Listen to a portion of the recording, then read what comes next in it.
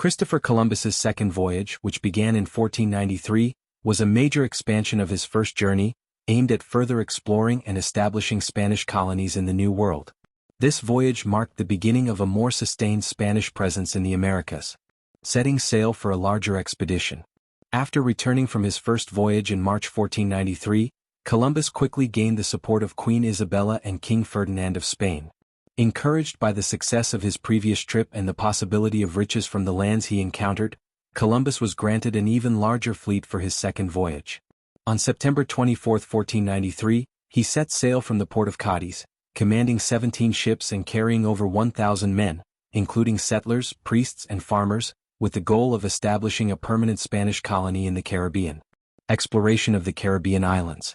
Columbus's second voyage took him back to the Caribbean with the intention of exploring the islands he had encountered during his first trip and expanding Spanish control.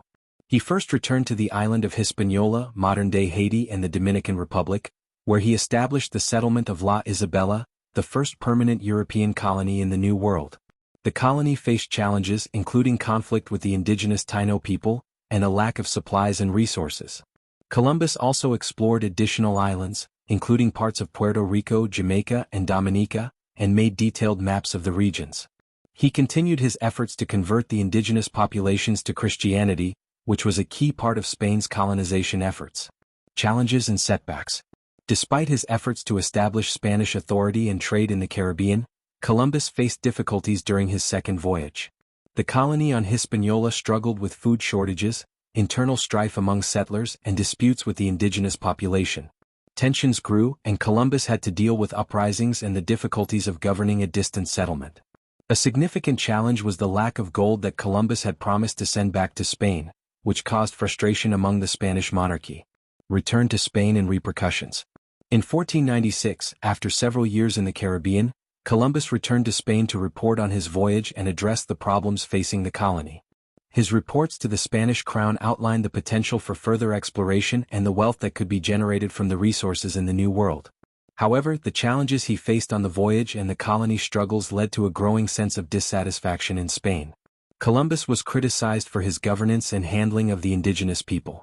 Despite the challenges, the second voyage solidified Columbus's role in Spanish exploration and laid the groundwork for further expeditions and colonization of the Americas. Legacy of the second voyage. The second voyage of Columbus was a turning point in European exploration of the Americas. Although the settlement efforts faced difficulties, Columbus's journey helped establish Spanish dominance in the Caribbean. His exploration opened the door for further conquests and colonization, which would ultimately reshape the Americas for centuries to come. However, Columbus's actions also set in motion the exploitation of indigenous peoples and the colonization that would have lasting consequences for the native populations of the Americas.